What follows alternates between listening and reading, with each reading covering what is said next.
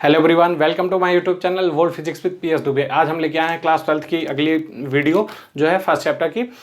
इसमें हम आपको बताएंगे एरिया वेक्टर के बारे में। ठीक है, बहुत ही सिंपल है एरिया वेक्टर। जनरली अब अगर आप एरिया वेक्टर को नहीं समझ पा रहे हो तो इलेक्ट्रिक फ्लक्स और गॉस थ्योरम नहीं समझ में आएगा।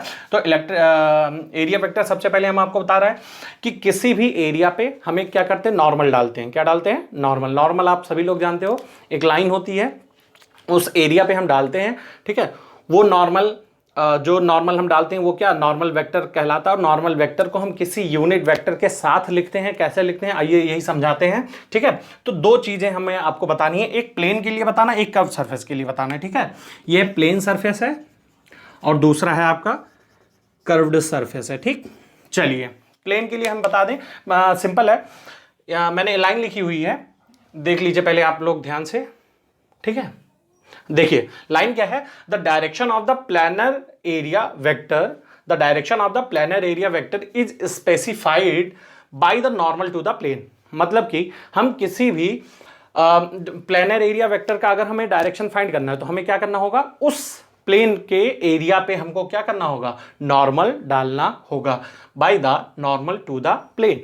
मतलब कि अगर ये कोई प्लेन था, ठीक है, इसका मुझे क्या निकालना था, डायरेक्शन निकालना था। ठीक है, तो इसकी डायरेक्शन हम कैसे निकालेंगे, इस प्लेन पे हम डालेंगे एक नॉर्मल, और जो नॉर्मल होगा वो हमको नॉर्मल वेक्टर कहलाएगा। और वो नॉर्मल वेक्टर हमको क्या बताएगा, डायरेक्शन ऑफ द उस प्लेन का, उस प्लेनर एरिया का क्या बताएगा, डायरेक्शन। जैसे इसका एरिया था ds, क्या पहले एरिया इसका कितना था, ds। अच्छा, मुझे इसकी डायरेक्शन नहीं मालूम थी, इसकी डायरेक्शन हमको नहीं पता थी। एरिया वेक्टर भी यही बताता है हमको। ठीक है, एरिया वेक्टर का मतलब उस एरिया के, एरिया वेक्टर का मतलब यही हुआ, आप ऐसे समझ लीजिए कि एरिया वेक्टर का मतलब क्या हुआ कि हमें उस एरिया का डायरेक्शन, स्पेसिफाइड डायरेक्शन मिल रहा है। ठीक है, अच्छा इस पे हमको क्या, ये एरिया, ये जो लाइनें हैं वो हमको एरिया रिप्रेजेंट कर रही हैं, ds, magnitude ds of the area element. जो भी एलिमेंट का एरिया है वो कितना है, ds है। हमने एक नॉर्मल डाली, ठीक, नॉर्मल डाली। अच्छा, ये n भाई साहब को n के ऊपर कैप लगा हुआ है तो इनको तो पहचानते ही होंगे, यूनिट वेक्टर कहलाते हैं। क्या कहलाते हैं, यूनिट वेक्टर भाई साहब। ये कौन है, यूनिट वेक्टर। अच्छा, यूनिट वेक्टर है ये, ठीक है। तो यूनिट वेक्टर क्या है, यूनिट वेक्टर भी नॉर्मल के डायरेक्शन में है। मतलब जो नॉर्मल वेक्टर होगा आपको कैसे लिखा जाएगा, normal vector ds vector equals to ds n unit vector, या n यूनिट वेक्टर क्या है आपका, नॉर्मल यूनिट वेक्टर है। ठीक है, ये n क्या है, n तो यूनिट वेक्टर है और ये ds क्या है, नॉर्मल वेक्टर है। तो ये तो हो गया प्लेन के लिए। अच्छा, हमको समझाना है कर्व में, तो कर्व सरफेस का आप एरिया तो आप ऐसे डिफाइन नहीं कर सकते हो। क्लोज सरफेस है मान लीजिए, तो उसका एरिया कैसे निकालोगे, हम क्या करते हैं, उसके एरिया को छोटे छोटे टुकड़ों में डिवाइड कर लेते हैं। मान लेते हैं कि ये छोटे छोटे टुकड़ों में क्या है, डिवाइड है। फिर किसी एक छोटे टुकड़े को हम पकड़ लेते हैं और उस पर नॉर्मल डालते हैं। क्या डालते हैं, नॉर्मल, बट उसका नॉर्मल आउटवर्ड की ओर होता है, उसका नॉर्मल आउटवर्ड की होता है। जब हम उस पर नॉर्मल आउटवर्ड डालेंगे, मान लीजिए इसका एरिया ds था, ठीक है, अब इसका नॉर्मल आउटवर्ड था। ठीक, अच्छा ये n क्या है यहाँ पे, यूनिट वेक्टर। आपको फिर से मैं लिख के बता दे रहा हूँ, ये n क्या है, यूनिट वेक्टर है। अब यहाँ पे ds आपका क्या हो जाएगा, जो भी वेक्टर होगा, एरिया वेक्टर आपको बताएगा कि this is the direction of the area vector. ये कर्व के लिए हो गया और ये प्लेन के लिए हो गया, इसको अच्छे से समझिए।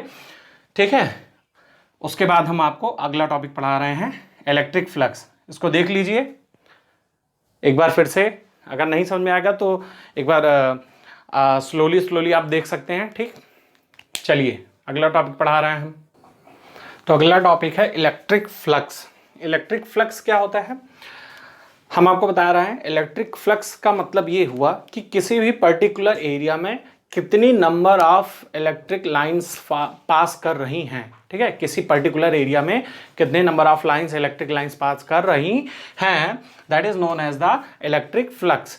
अब क्या है, अब देखिए इलेक्ट्रिक लाइन ऑफ फोर्स है तो इसका मतलब इलेक्ट्रिक फील्ड तो होगी। ठीक है, तो ये एक चीज याद रखिएगा कि इलेक्ट्रिक फील्ड के प्रेजेंस में कितनी number of electric line of force किसी पर्टिकुलर एरिया से पास कर रही हैं, that is known as the electric flux. Simple है, ठीक है। तो मैंने लिख भी दिया the total number of the electric line of force passing normally through any area, किसी भी एरिया के नॉर्मली कितने number of electric line of force pass कर रही हैं, ठीक। अच्छा, इसको डेल्टा फाई ई से रिप्रेजेंट करते हैं मैक्सिमम टाइम, ठीक है। इलेक्ट्रिक फ्लक्स को डेल्टा फाई ई से रिप्रेजेंट किया जाता है। एक फार्मूला मैंने लिखा है delta phi E is equals to normal component of E, normal component of E मतलब इलेक्ट्रिक फील्ड का normal component into surface area, into surface area. अच्छा, मैंने एक प्लेन बनाया है, इस प्लेन में आपको इलेक्ट्रिक फील्ड लाइंस दिख रही हैं, ठीक है। ये हल्का ऊपर की ओर जा रही हैं, ब्लू लाइंस जो है वो इलेक्ट्रिक लाइन ऑफ फोर्स हैं। अब देखिए यहाँ पे हम इस प्लेन को फिर से बना रहे हैं और उसी सेम चीज को मैं बना रहा हूँ। सबसे पहले तो इसका एरिया कितना था, डेल्टा एस था, ठीक। तो इसी का दूसरा फॉर्म बना रहे हैं, इसका भी एरिया कितना है, डेल्टा एस है, तो उसका एरिया में तो कोई प्रॉब्लम नहीं है। अच्छा, इसकी इलेक्ट्रिक फील्ड कुछ ऐसे जा रही है, ठीक। अच्छा, अगर मैं इसके एरिया पे एक नॉर्मल डालूं, ठीक, तो नॉर्मल कैसे आएगा इसका, नॉर्मल मान लीजिए ये इसी पॉइंट पे डालना है, ठीक है। यहाँ पे नॉर्मल में डालूं तो ऐसे जाएगा नॉर्मल, ठीक है, ऐसे। ये मान लीजिए नॉर्मल यूनिट वेक्टर था, ठीक है। अच्छा, अब हम क्या देख रहे हैं कि इस सरफेस, इसका जो सरफेस एरिया का नॉर्मल था वो इलेक्ट्रिक फील्ड से कितना बना रहा है, थीटा, लाइन ऑफ फोर्स से कितना बना रहा है, एंगल थीटा, थीटा एंगल बना रहा है। अच्छा, अगर मैं इसका नॉर्मल कंपोनेंट निकालूं, ई का नॉर्मल कंपोनेंट इस पे आएगा ई कॉस थीटा, ठीक है। कैसे आएगा आप लोग निकाल सकते हैं, ठीक। ना समझ में आया होगा तो बताइएगा, हम निकाल के आपको दिखा दे दिए। मान लीजिए ये ट्रायंगल है ए बी सी, ठीक। अब ट्रायंगल था ए बी सी, अगर मुझे यहाँ से कॉस थीटा निकालना हो तो कॉस थीटा बराबर क्या होगा, फटाक से चलिए निकाल के दिखा देते हैं। कॉस थीटा इक्वल्स टू क्या होता है, ठीक। बताइए बताइए जल्दी बताइए, ठीक है। बेस अपॉन हाइपोटेन्यूज, हाइपोटेन्यूज, ठीक। इतना बेस कितना था, बेस कितना है ओ बी, मान लीजिए कितना है ओ बी। अब कॉस थीटा तो इधर था, हाइपोटेन्यूज कितनी थी ई, तो ई क्या हो जाएगा ऐसे, तो ओ बी बराबर आप क्या लिख सकते हो, ई कॉस थीटा, सिंपल था, ठीक।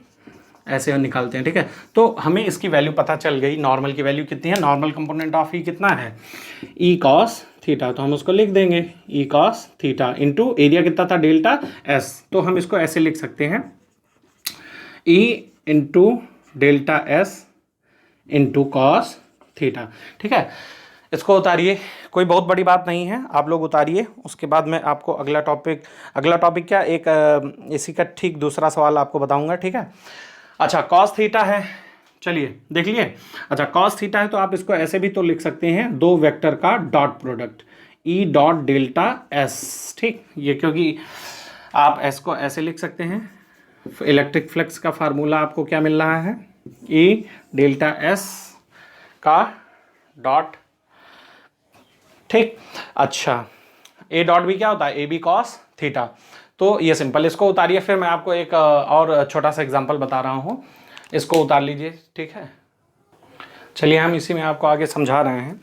यहाँ पे देखिए, यहाँ पे जो ई था और नॉर्मल एरिया का जो नॉर्मल था, ठीक है, उसके बीच में एंगल था थीटा, लेकिन मान लीजिए कंडीशन ऐसी है कि इसके इलेक्ट्रिक फील्ड और नॉर्मल के बीच में कोई एंगल नहीं बनना। मान लीजिए आपका इलेक्ट्रिक फील्ड ऐसे था, ठीक, और आपका इसी पे नॉर्मल भी था। किसका नॉर्मल था, ये एरिया, ठीक है, जो भी एलिमेंट का एरिया था उसके नॉर्मल था, ठीक।